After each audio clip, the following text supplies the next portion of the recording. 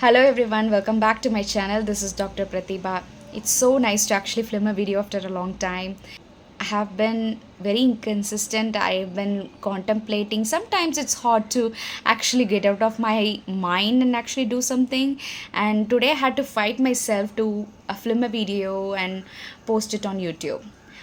So I hope it reaches the right people because this is inspired by true events, like the things that are happening in my life. So I'm going to post videos that are going to be realistic, that is going to be very relevant, and I hope that it helps because I'm going to be sharing a lot of unconventional ways to practice mindfulness or meditative state or relaxed mind, or a different, unique way to look at things and actually face them and overcome them.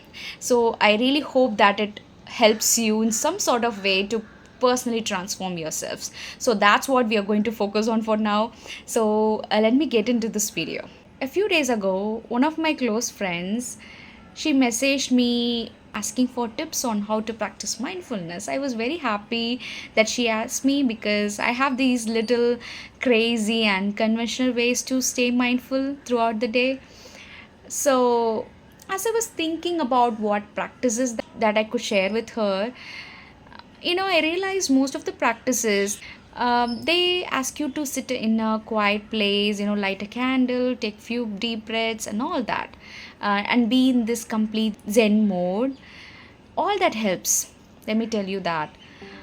So I sent a 4-minute long voice message detailing about all these little mindful practices that I do, um, every single day to stay mindful. Even if I cannot meditate every single day, I do these practices to make sure that I'm present. And before this happened, there was this particular day where I happened to practice mindfulness in a very integrated, unique way. And I had to share that with her as well. So I'm going to share that exact practice with you guys today. So on one Saturday, I went to a local temple. Okay, it's a popular temple. And I went to that temple on a very special day. So imagine the crowd. So it was very crowded, and I tagged along a friend with me, and she was like not having it at all because the weather was shit. It was hot, it was humid, it was crowded, all the messy things that you can't possibly imagine. Instead of actually feeling frustrated, I started embracing the chaos. I wasn't fighting it.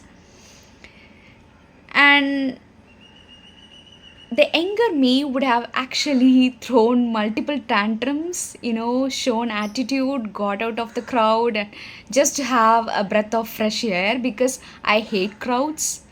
I hate humid climate. I hate heat.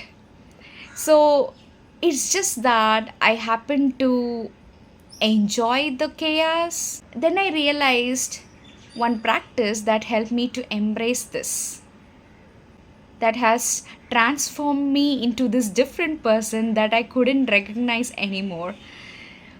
The past me would have made that one event ruin my entire day. But this time, I did not even think about it like it was bothering me. I went through it, I swift through that experience, gotten out of it, I was laughing through it, I was having so much fun through the chaos. I found myself experiencing total joy in the middle of messy crowd and shitty weather. I was experiencing what the Japanese called wabi-sabi,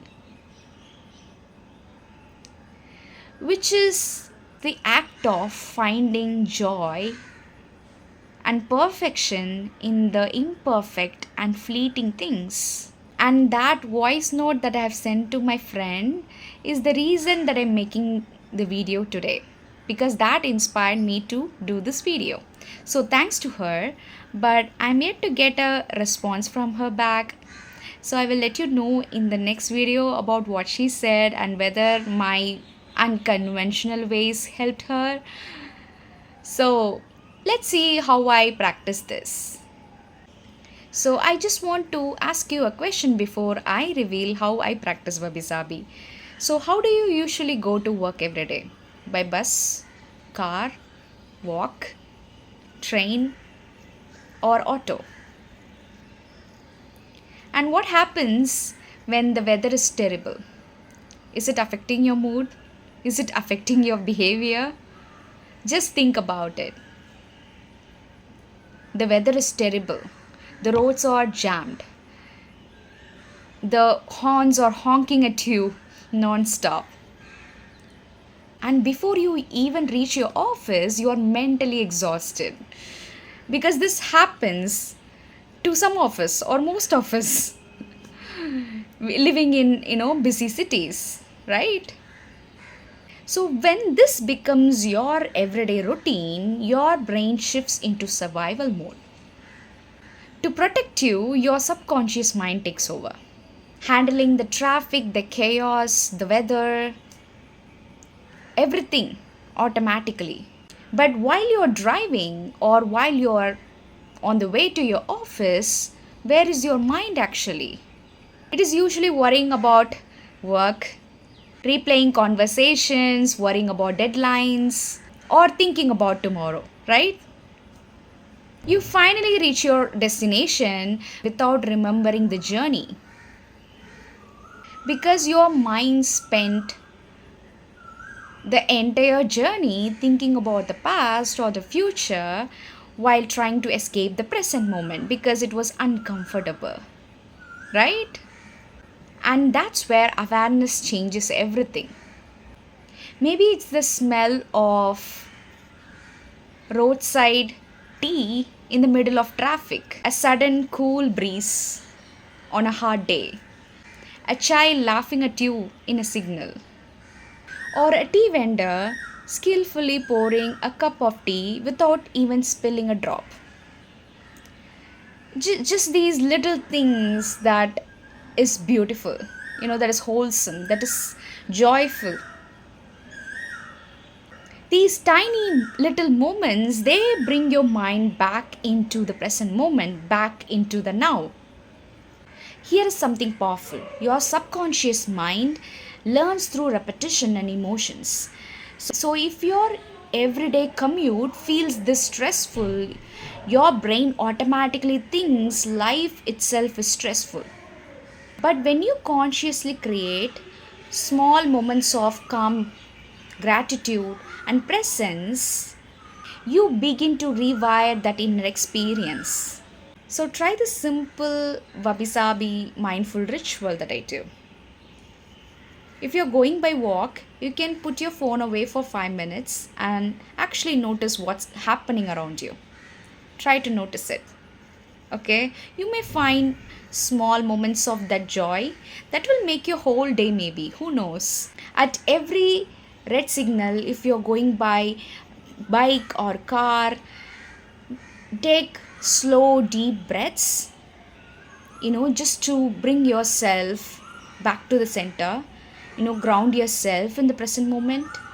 If you are thinking about whether it's getting late or what's going to happen, whether your boss is going to yell at you for being late, just forget about all of that. In that red signal, what you're going to do is take slow deep breaths. Okay?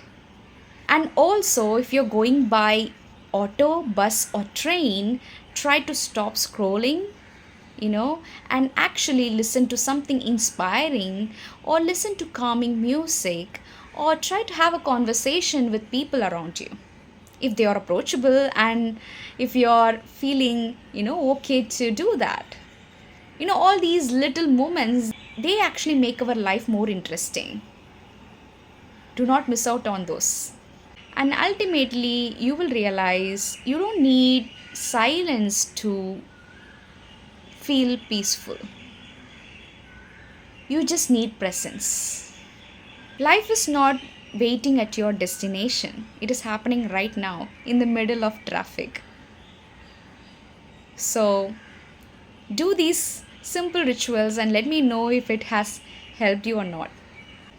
And also, don't forget to subscribe and comment presence. and share your mindful experiences and practices with me in the comment section. Thank you. See you all in the next video. Bye.